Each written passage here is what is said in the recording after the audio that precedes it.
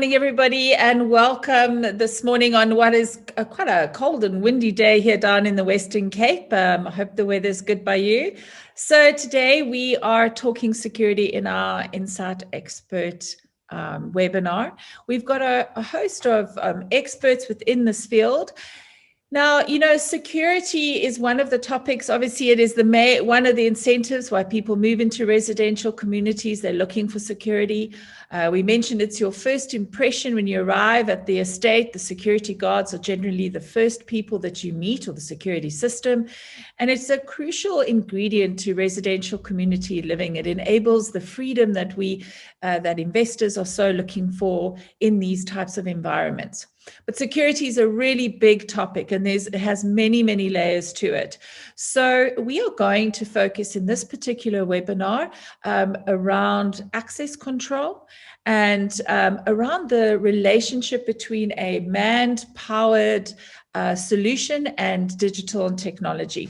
So before we get going, a little bit of housekeeping. We've all done, I'm sure, a number of webinars, but just to remind you, at the bottom of your screen, you will see there's a little box that says chat.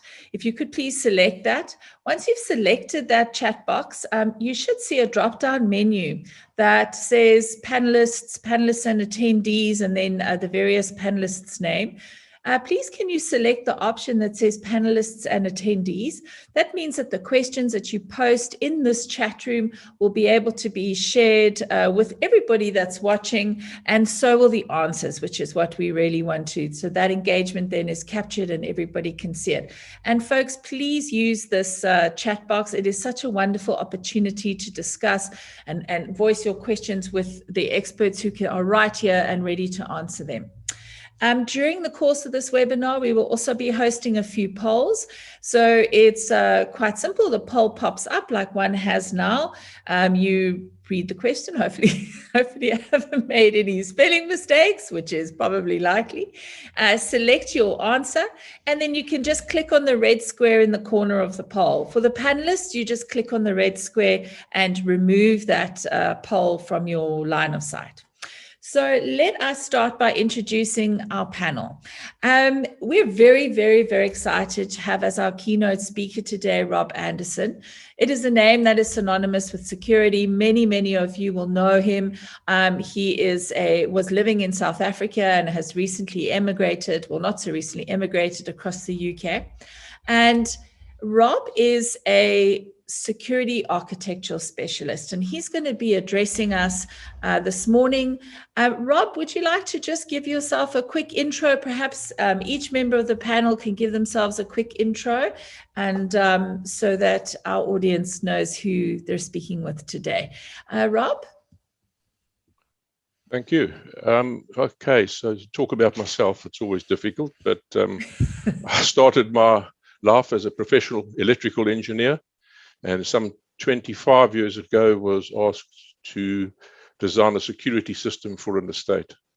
My client at that stage said consultants can't only do technology. You need to understand the manpower as well, because they need to work together.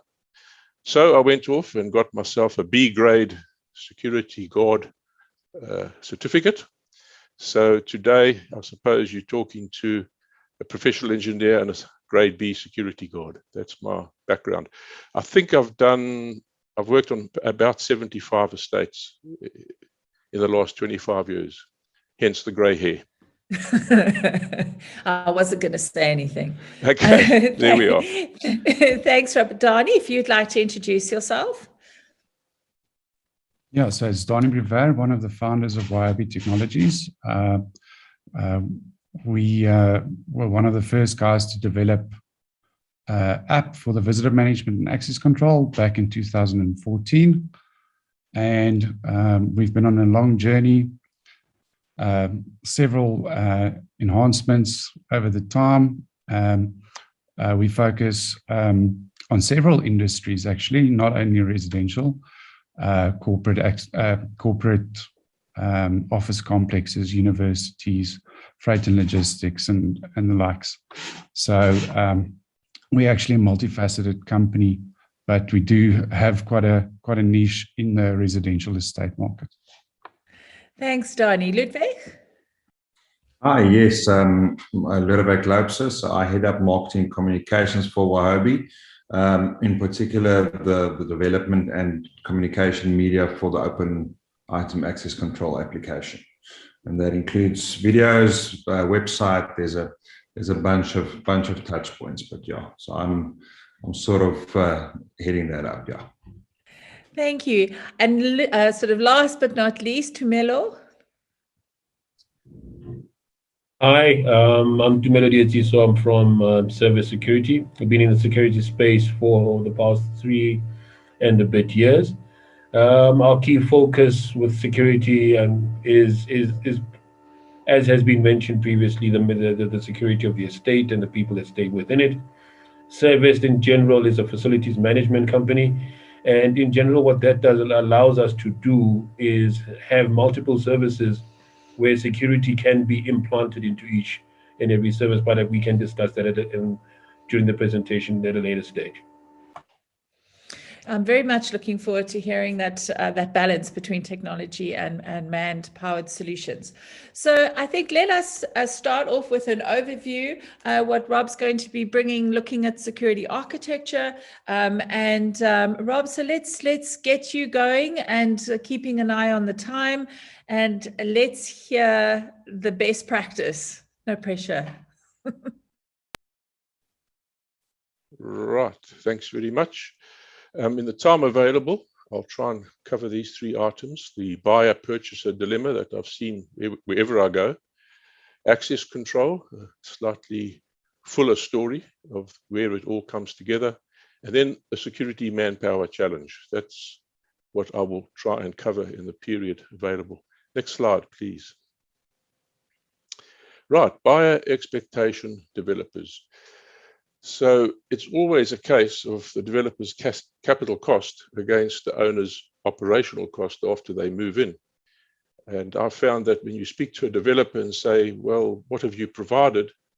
And they will always tell you what percentage of the cost of the development has been put into the security provision during the development stage. And 4% is not unusual. I've seen higher, sometimes lower.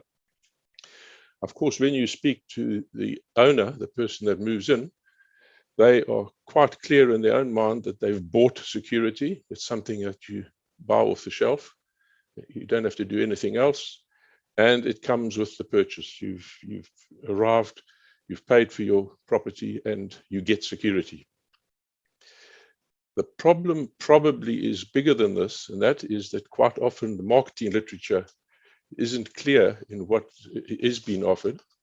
And we do often have terms like state of the art, which is not obviously anything that you can find or you can see in a book. You can't go and buy state of the art security.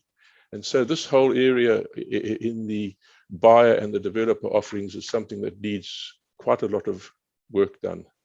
But we can do a full webinar on this one, Louise. Let's go to the next slide. Right, let's talk about access control. I saw a very interesting comment just this last week that said, access control is the way that you manage the gap in your security boundary. Now that's quite interesting because we spend big money on our boundaries with fencing and all the detection systems. And then there has to be a hole in the boundary for people to get in and out the estate. And that is where access control comes into its own. Now, in my whole career, I've never successfully completed an access control solution that I'm happy with. It's an ongoing fight. If you think about it, that gatehouse that I've drawn there, it's got to handle cars, motorbikes, bicycles, trucks, buses, emergency vehicles, you name it. The emergency vehicles create a dilemma so that the roof has got to be higher than you expected, and the lane width has got to be wider. So that's a difficult one. And then to make it really difficult, if you look at my little list of people, that's the first group of people that I could think of that you've got to make provision for to be able to get in and out of your estate. And that's quite a list. And every one of them have got a different set of rules. What time of the day they're allowed in and out, how long they can stay, etc., etc. The other thing that impacts on this component of access control is that that gatehouse takes up some real estate, which would otherwise be available to sell. And the more you want to put into there, the wider it becomes, and the more real estate it takes up, reducing the developer's income. And if you look at the little house on the left and the right, I think one is Jamie's and the other one's Louise. They live there, and they will be very unhappy to live next to a gatehouse because of the noise. So it reduces property prices on the left and the right. So that component of access control, which has got nothing to do with Wiobi, is a big factor in getting access control to work properly. And it's a capital cost, and when it's there, you can do very little with it if it's not perfect. Next slide, please. What I've done is I've shown a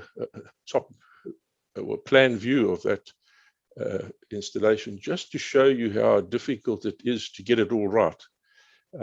I'll concentrate on the little green thing in front of the booms. You often need to put something there to slow vehicles down, otherwise they tailgate. So that's a little hump in there. The person goes through in their low slung Porsche. They won't go very fast through there because they're going to damage their vehicle, and the person behind can't tailgate as easily. The red dotted line, for instance, a lot of estates don't have that. That would be a beam that's across the whole of the entrance. So if the security guard at 2 o'clock in the morning is not feeling as wide awake as he should, when somebody comes through there, the beam sets off for the noise and makes sure that he's awake. And then the last one I'll comment on in that slide is those blue with double black lines. Those are gates, and so many estates don't have gates to lock down their estate. You can, in the life of the estate, always expect some sort of problem on the outside of the estate. You want to lock down so people can't flood through your gate or your entrance. So you need to be able to close off your entrance. And quite honestly, after hours, when there's hardly anybody coming in and out, it's a good practice to close down. I should probably mount another one, that little curved arrow escape route. One of the big problems on these access control facilities is the length of the number of cars that get stacked up trying to get into the gate. And then you have somebody who's right at the front and he's actually at the wrong place. He can't get access. You need an escape to get that person out of the queue and off on their way so they don't hold up everybody.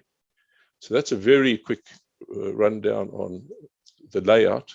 Again, this subject is quite big. We could go on for a long time. Next slide, please.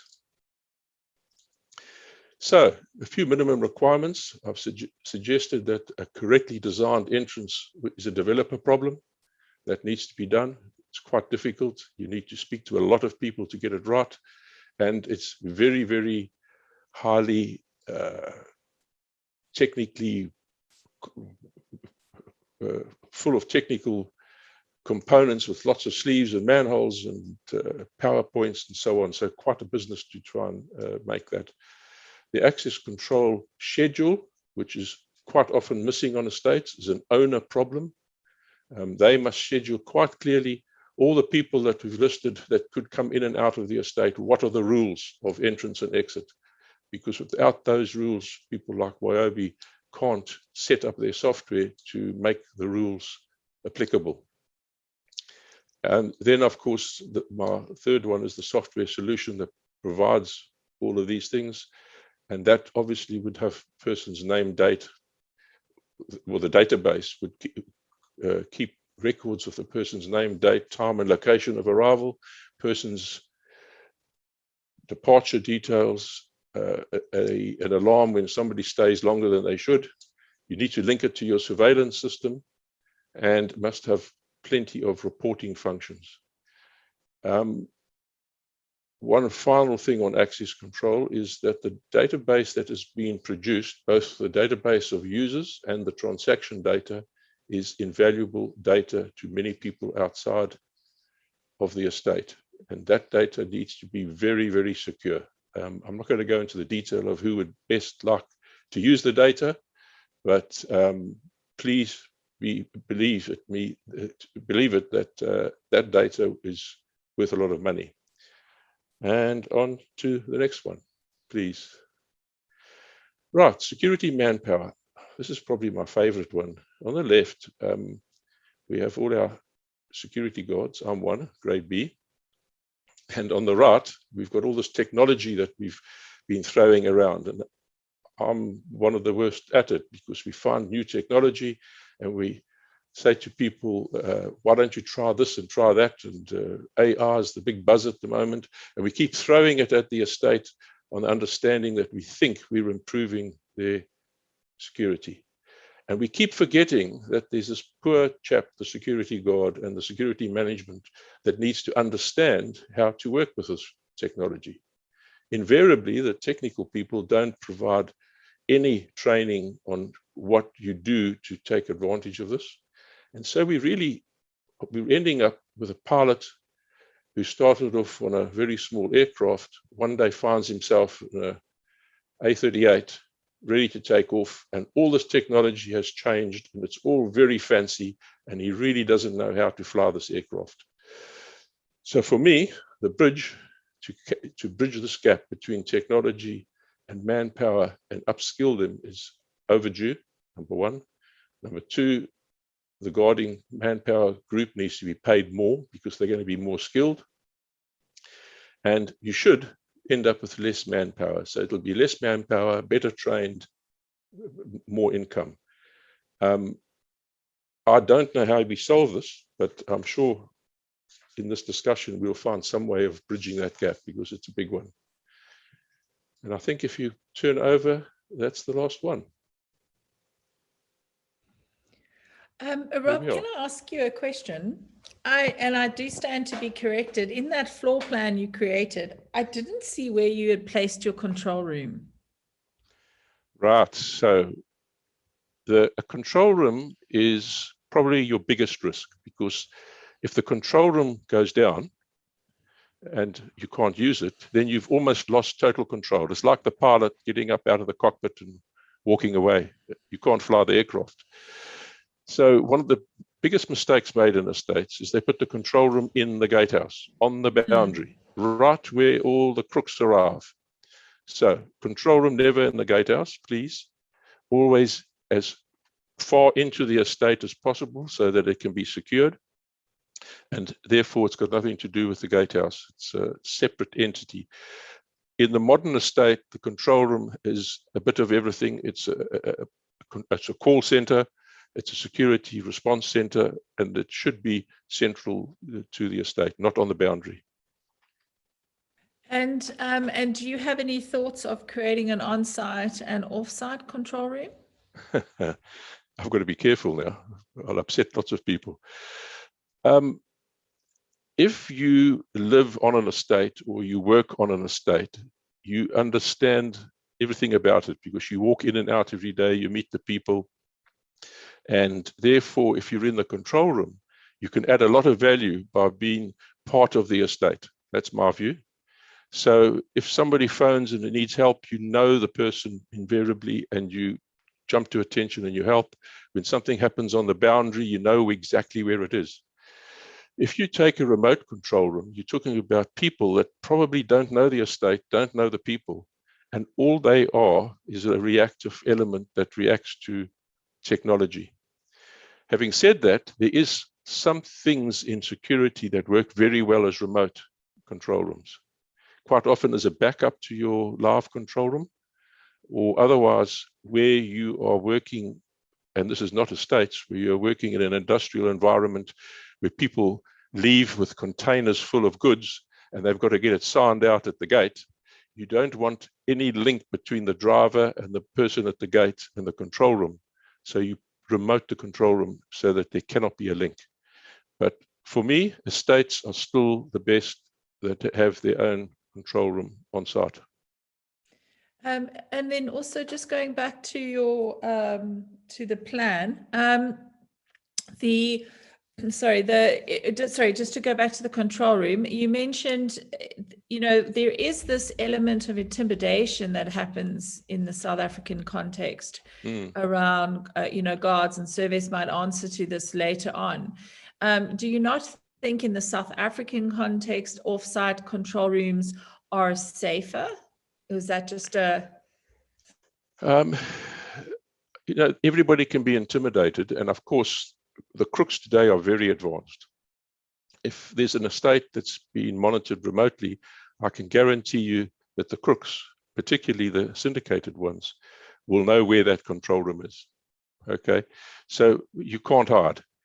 The biggest thing is to have a control room that's staffed by quality people, quality trained, and usually control room staff have regular lie detection tests and do all sorts of things to keep them on side. Okay, we tried generally not to make the control room staff part of the deployment. In fact, most of the sites I've worked on, the people in the control room come from a different company to the security guarding group. They're totally separate, so that you can be no collusion where something went wrong at night. Security control room staff covered up for the person on site that was doing something they shouldn't be doing.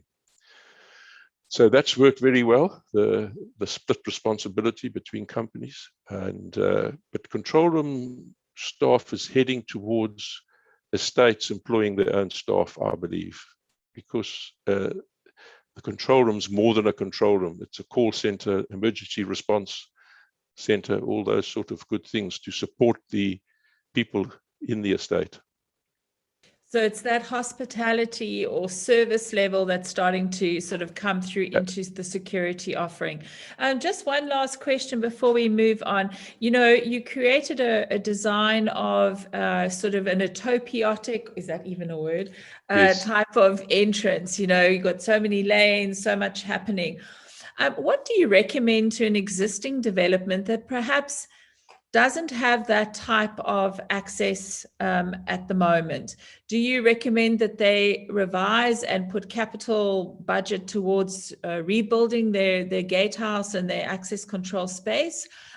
Or are there sort of some hacks that they can do to improve the access and exit? Okay, so there's two reasons for changing your gatehouse. First of all is, back in the day, early days, people built these as very austere structures purely to let people in and out. The modern thinking architecturally is that there should be a statement of arrival. There should be a very smart looking thing that when the crook comes down the road, he looks at it and says, wow, that thing's too smart for me. There must be smart people in there. I won't go in there. Okay, that's a very strong deterrent, is this statement of arrival. So a lot of people are rebuilding gatehouses to create this statement of arrival, and there's a whole lot of criminology that goes behind the psychology of that. That's the first thing. The next thing is that if you have an access control system running, you can actually do a traffic analysis on the software to see what sort of throughput you have, and see where the peaks are, and start understanding whether you've got enough lanes or whether you've got too few lanes and there's long queues of people, because that will tell you whether the lanes are, you've got enough lanes, 2 in, 2 out, or 3 in, 2 out, or whether you don't even have enough lanes, which is quite often the case. So you need to do this analysis to find out what you need to change. And then, there's some big estates demolishing gatehouses and rebuilding them for both reasons, the architectural one as well as making it flow better. By the way, most early gatehouses never had anything for pedestrians to come in. So cars went in and pedestrians walked in without any access control. And on that score, by the way, I think I commented to you that there was a move towards number plate recognition, which I think is quite funny because motor cars have never done crime. It's the person in the car that does crime, but they were controlling vehicles, which is also the wrong way to go. Thank you, Rob. Okay, so just to keep with time, I think we can talk about this this topic there's so much to unpack, and perhaps we will look at that in future webinars. But I think what we need to do is now look at we understand the mechanics of access control, the requirements behind access control, the best practice. We have invited Ludwig and the team and Dani from Wyobi to join us today. So they are an access control digital platform that supports a lot of the software that you currently have in place at your estate. Many might not know that Wyobi is driving that software at the moment, but there's been a number of innovations in this field over the last sort of while, especially due to the COVID pandemic and the requirements of investors and homeowners. So we have recorded a presentation with Ludwig, where we're going to just talk about the products that are available, the product and the sort of the plugins that are available on this product. So Julie, if you don't mind popping that video on, and then we'll have some questions afterwards. Hi, I'm Ludwig Loubser. I manage Wyobi's marketing and communication. Wyobi is the creators of the Open Item Access Control app. And today we're going to be speaking about some constraints, innovations within the access control industry. But firstly, let's take a quick glance at the Open Item app. We've been in the industry for about 15 years. Our business is B2B focused, and our main purpose is to empower resellers. We offer fit-for-purpose access control, and fit-for-purpose meaning that it might be custom developed based on your needs and your access control requirements. Just to name a few: Clubmaster, Golfscape, Institute for Health, and the AA. Currently, we have 160 estates on our platform, and this includes residential and commercial. Our software integrates with most hardware, including cloud-connected gate, ruggedized mobile barcode tag, RFID, NFC readers, fingerprint scanners, OCR passport scanners and controllers, electronic keyboards, remotes, and cameras.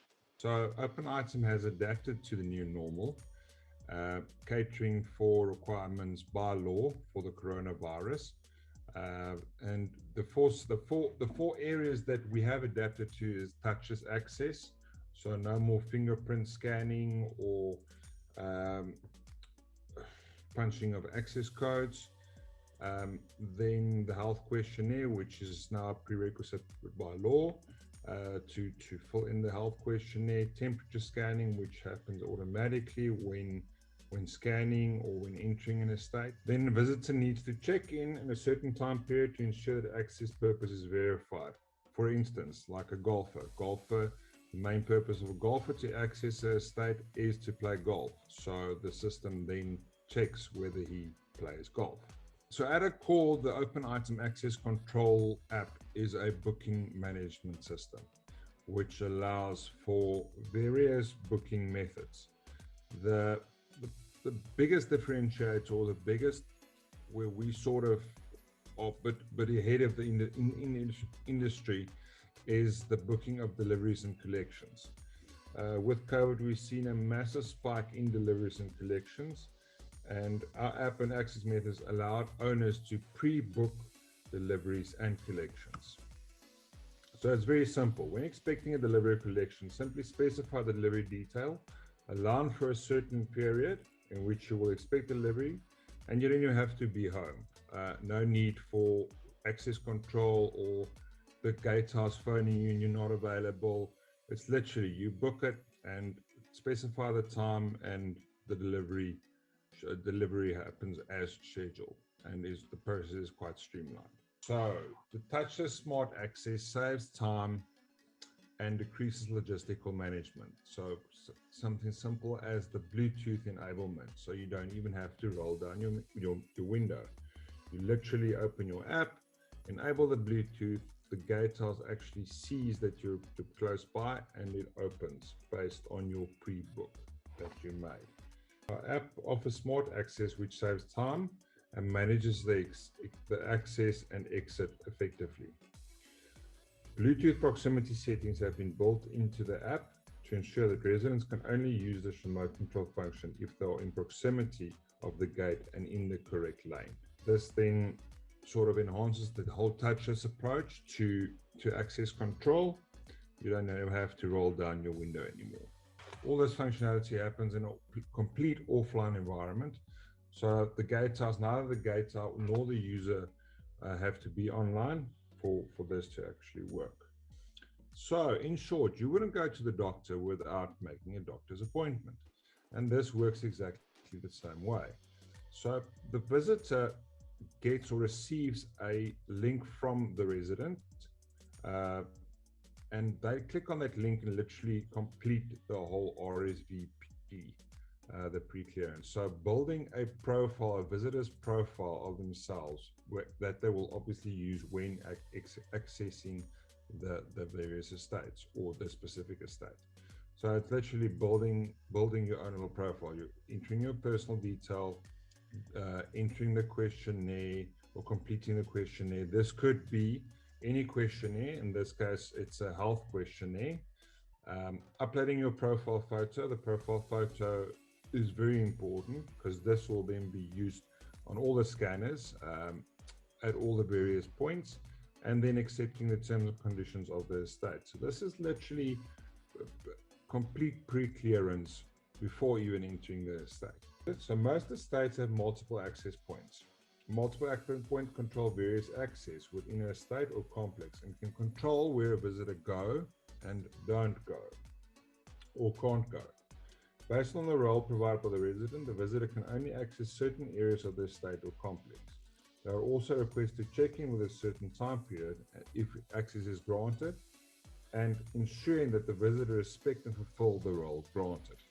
So it's literally, you build your profile, and this profile will allow you to access the specific area which you have been granted access for, and then within a certain time. So for instance, if we can look at a golfer again, a golfer gets access for golf. It's got a certain period of time to get from the gatehouse to the pro shop and then check in as a golfer again. If that is missed, then the system is flagged, and then that visitor can then be seen as doing something at the estate that they're not supposed to. Definitely not playing golf. So we try and stay clear and avoid multi-use pins just due to the misuse and mismanagement. For instance, a multi-use pin can be used multiple times within a 24-hour period and by multiple users. So we're trying to develop a visitor profile whereby that visitor and the role that that visitor was given stays to that specific visitor. So for instance, coming into an estate, you're there for a certain reason, and whatever access you were granted, you're there to fulfill that access or that role that you were granted it for. This also, the multi-use pins also get forwarded and mismanaged and misused. The next flaw in access control is voice control. We try and avoid voice control. Then the POPI Act, so community management. Obviously, the whole open access app and Waihobi platform is a cloud-based solution, and we manage information of personal information, a lot of personal information. So Waihobi's promised to its users to simply use their personal information into what it is intended for, and to establish effective visitors profiles. I think a lot of people are of giving their personal information. They shouldn't be with Waihobi. They can give their personal information, and it's what we do with it, and literally what we do with it is for its intended purpose. And that's just to establish minimum requirements for a visitor profile. Then OpenItem is a white label solution. So once again, we focus B2B. So meaning that we can alter the app and skin it according to your business requirements or your company requirements. As our business is reseller focused, our software and app is built to customize and personalize for our resellers. So thank you very much for your time. As mentioned, Waihobi and OpenItem is a B2B solution. So if you're interested in talking to us, you're welcome. We love to get in touch with relevant news in the industry and to solve critical solutions within the industry. So you're welcome to give us a call, and yeah, thanks for your time. Thank you very much. Pre-recorded. Thank you very much. So, Dani and Ludwig, when I initially listened to, this presentation, the first thing that I thought was really jumped out with me was that the innovation that's happened over the last sort of 12 months due to the COVID pandemic. Now, one of those is how to manage deliveries. And I thought perhaps maybe, Dani, you could just kind of give us a little bit of thinking behind that system because it isn't, in the past, if a delivery came to the front gate, you would be notified from the gate, and you as a homeowner or resident in some cases would need to go to the front gate to collect the delivery. This has changed. Maybe you could just sort of talk a little bit about that solution around deliveries. Yeah, so I think Rob will also agree with me that so this obviously everybody's ordering everything online. Everybody's scared to go to the shops. So typically your deliveries would be something very specialist that you could only find online, and you'd order it, and the amount of deliveries have increased significantly. So it's important to understand what types of deliveries we're looking at. So the main categories are food delivery, package delivery, and then let's call it human delivery. So what I mean by that is like a taxi or chauffeur transferring people. So that's your main categories. So it's important to know what type of visit it is, or what's the reason for the delivery, or what's going on. So, and they're all treated differently, and all estates have different rules with how they handle each of the types of deliveries. So certain estates don't allow package deliveries directly to the home. It hugely dependent on the design or the infrastructure in place by the estate. So some of them would have a parcel counter. Some of them would just keep the packages at the gatehouse, stuff like that. Some estates don't allow food delivery. So if you want to go get your food, you can collect it at the gatehouse. It's crazy. So it's all dependent, or they would have rules that you can have food delivery, but not on a scooter. So it's the rules. It's just crazy. So and that's where I think having a flexible solution that's able to provide whatever the estate, what's called an SOP, what their standard operating procedure would be, and to adapt to that to provide, because I mean, all the states are different, so they all have different requirements, and I believe that we're the leaders in that space, providing the best possible solution for each scenario.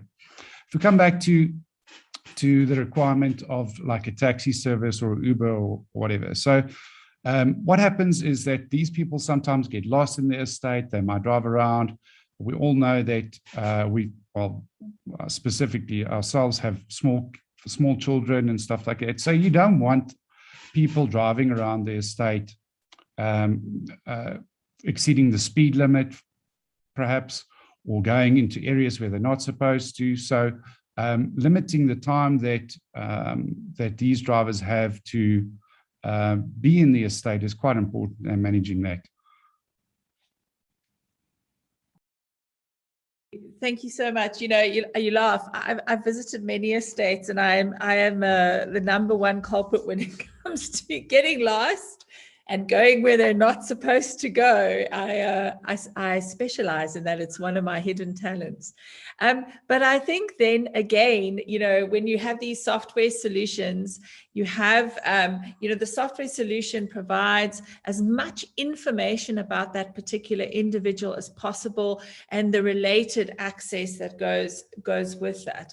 But as Rob alluded to at the beginning of this webinar, terms like state of the art and things like that, which are used when marketing these type of developments, one has to ask, where is the state of the art? Is the state of the art the solution? Is the state of the art in the people managing the solution?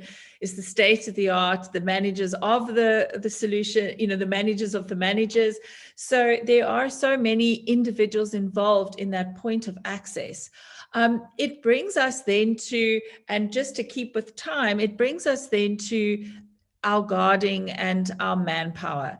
And I think that the relationship between the software solution and managing those individuals coming in and out of the estate and what is essentially the face of the estate, because the very first person you meet when you arrive in an estate is your security guard, and they leave a lasting impression of you, of what you think of that estate is often left by the security guard.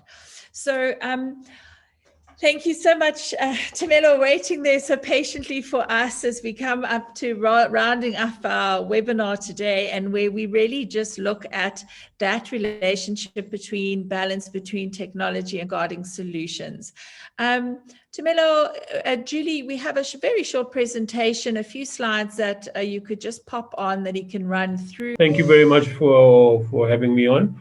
I think the technological element that has been covered by the panel has discussed and elaborated quite extensively on what is available in terms of security technology, and to make sure that an estate remains safe. And like one of the panelists had also mentioned, you want to have your children running around in a safe environment. You want to know that if your child is not in the house and they're walking outside, that they do so in a very secure and safe environment. Now, the purpose of presentation today from Service side is just to indicate the important and intricate relationship between that technology and the manpower that you would have on site. If we could perhaps go to the next slide, please. All right, now this slide is just a quick overview of the technology that is, some of the technology that is used in the provision of security services and the industries where it is used. So, and every technology then has an industry where it's preferred. So you would have CCTV cameras in just about any one of those indicated industries there. Access control, because you always want to make sure that the people that are coming on site should be on site. So this one is just a quick overview of that. I think if we could maybe go to the next slide. All right, now the 5 Ws. I think this is where it starts now to combine the aspect of manpower versus the security technology. As has been mentioned, I think quite extensively as well by our host today, is that who do you meet when you enter the security guard? Who is it that leaves that impression, either be it long lasting or one that you would like to forget very quickly? It's the security officer. So it is important that that security officer not only understands the technology that they're using in terms of the gate access, the access control technology that is being used, but also has been given adequate concierge training in terms of how it is that you deal with visitors, that you would deal with residents of an estate. What? Now, in an estate, things do tend to happen, and that is why you have security. It is never 100%, so there will be incidents every now and then. Now, who needs to be taken out and do an investigation? That's the what.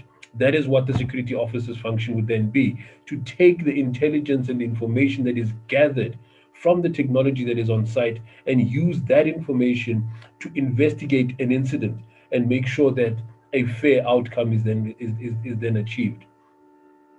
And as can be known, and as has been mentioned previously, that you would have an Uber vehicle that is coming on site. You'd have somebody coming onto site to say, I'm going to the golf course, but doesn't tag into the golf course. It does not report to the clubhouse or the on-site golf course within time. That person is then flagged as this person is either lost or should not be here. It would be the security officer who would then jump into either the golf cart or the on-site vehicle and go locate this person and then escort them off site, or just perhaps assist them in finding whatever residence or place that they're looking for. And I think Robert's spoken about a breach. Yes, we spend so much time and effort protecting our perimeter to make sure that it is very, very secure. Yes, and then you've got your access point, which is the gate. Sometimes criminals do actually take the time to edge throughout the most furthest point in an estate, where hoping that they're not being found, and there happens to be a breach. Who would be the person to report or to respond to that alarm being raised in that area of the estate? It would be the security officer. And the key, and I think the critical part of all of this, is that the security officer is important. The information rather that the security officer gathers from the technology is critical in allowing them to best execute their duties. However, what we are finding, and Rob alluded to this, is that the technology is becoming advanced, and it is advancing rather quickly, whereas you find the security officer finds themselves still not being able to quite understand and quite find themselves in tune with what it is that is out there from a technology perspective.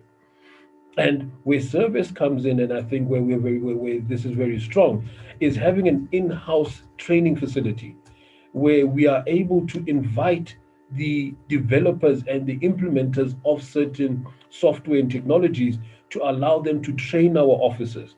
This ensures that we try and mitigate that gap between the office and the technology, because what tends to happen a lot of the time is, sir, Dumi, listen, I think my invoice for security on site is a little bit high. Can you increase technology and then decrease the manpower?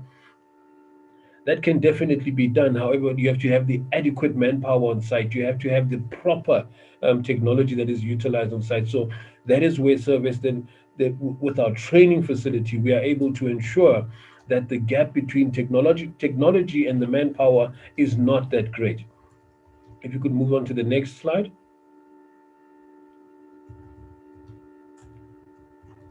Right, there is a slight delay. Now, this slide here is just an indication of the different types of technology that are available. For example, you have an armored personnel carrier. A lot of people, and I think perhaps if I had the time to ask, when you see an armored personnel carrier, what is the key function of that? And that is, and a lot of people would say it is to intimidate, to make people understand. But the actual function of an armored personnel carrier is to protect the people that it is carrying. And that is why it is bulletproof. Every effort is made to make sure that its occupants are as safe as possible. And that is where, and who are the occupants? It's the security officers. Technology comes in where an officer cannot see or detect somebody's temperature. Now we've got cameras that can do that. And going back to the law as per COVID, you need to be scanned, you need to be screened. And we are moving away from biometrics, where it's fingerprint recognition. Facial recognition, I think, still comes into effect. But technologies like Wyobi is benefiting the industry quite extensively. So the combination lock there, as that you see, is finding that right combination for your client between technology and your manpower that you have on site. I think we can go to the next slide, please. All right. So this is just basically then to state that the key to providing adequate security on a site is finding that exact and working balance that makes sure that you are able to know the manpower that you've got on site together with the technology will assist in making sure that everything that happens on site is reportable and accountable at all times.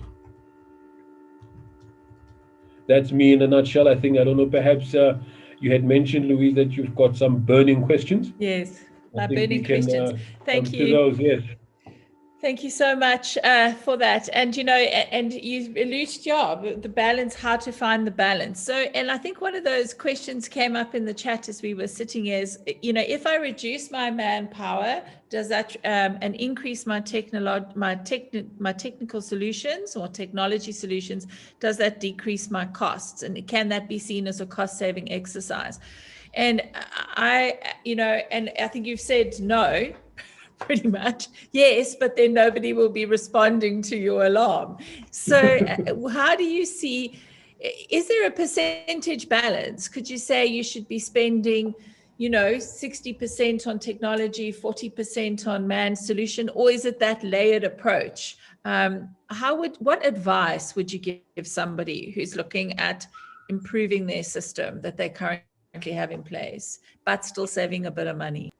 All right. I think the important bit would be to make sure, firstly, Louise, that you do a proper risk assessment, because it is from the risk assessment that you will find what is called what we would term critical posts, where that post would actually be better manned by a physical security officer rather than having a technology there.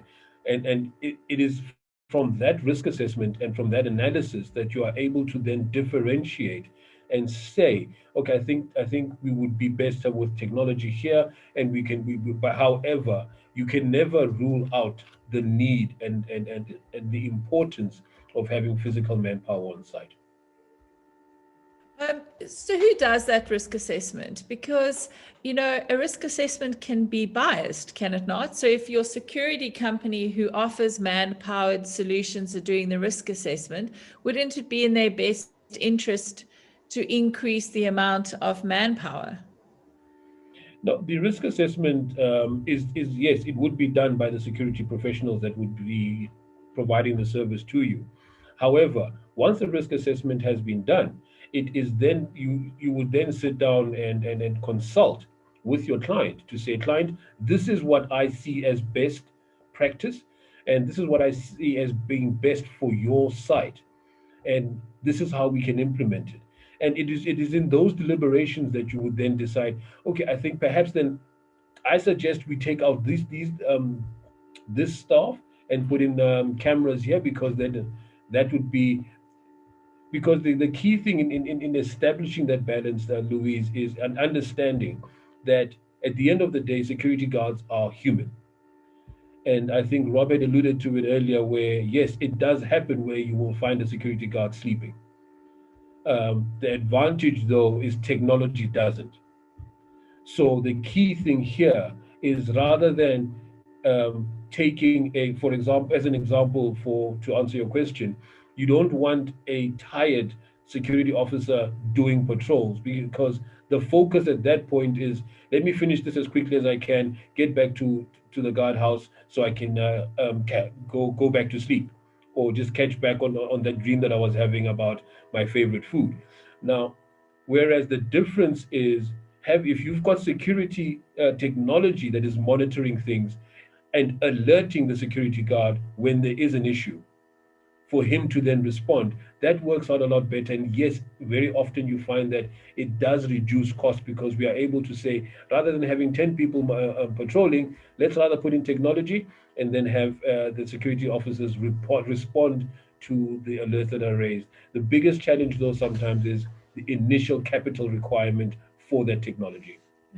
Thank you so much. I just have one last question for Dani, and then we do need to wrap up. We've gone a bit over time. Dani, has Wyobi ever been asked to do a risk assessment prior to developing or installing your software, access control software?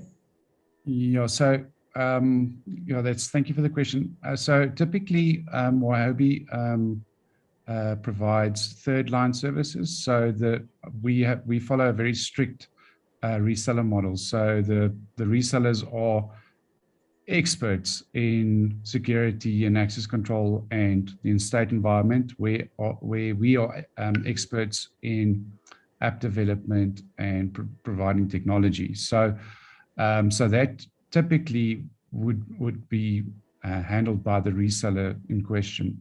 A lot of our resellers have many years of experience as security consultants in the industry, so they're better qualified to do a risk assessment than a code monkey. But obviously your software is based on the needs of these communities. So the initial risk assessment or an overriding risk assessment is what's driving your development. Yeah, so right from the start, security has always been the focus in our technology. So we've designed from the ground up having security as a first. A lot of our competitors or other service providers follow less secure security protocols, like we discussed, the multi-use PIN codes. Voice clearance in general is not good. We try and move away from that. So yes, we do. We have built our app and everything from the ground up, focusing on security first. Now, security and convenience doesn't always go hand in hand. So let me just explain that. So it's very easy, for instance, to generate, if you're having a party, it's very easy to generate a PIN code for 10 guests, and you might only have 5 people coming. So that's the easiest way I can explain it, to say, well, if you're sending each person an individual PIN code, that's less convenient, okay, but it's more secure. So there's several examples like that in the industry. So we try and push back as much as possible, giving in to requests from residents to make things easier, and then it's less secure. So it is a very tricky balance you've got to strike between convenience and security. And sometimes you can have a win-win situation where I believe our regular feature is fantastic, because the regular feature works based on a person, an identity. So it's not a PIN code which is kind of anonymous, and that's where I think our strength lies, is providing access, like Rob mentioned, not trying to secure a vehicle or a PIN code. Focus on the person. So that is the important thing, because last I saw, vehicles didn't rob people, PIN codes didn't rob people, people rob people. So that is the main focus from our side. Thank you so much, Donnie. And thank you to everybody that's participated in the panel today. Very interesting discussion around access control and software and guarding solutions. There are so many aspects of security that we can unpack over the coming weeks, and we look forward to Rob. I'm roping you in here. We look forward to Rob joining us on future webinars as we look at the other layers of security within your residential community. But thank you very much to everybody, for everybody who's joined us. We will be sharing this recording, and any questions and answers. There has been a few polls that have come up, so I appreciate if you've answered those. And if you would like to get hold of any of the panel in particular, please feel free to email myself or Jamie Lee, and we're happy to share all the details with you. Enjoy the rest of your day today. And Julie, if you could pop that video on. Thank you so much.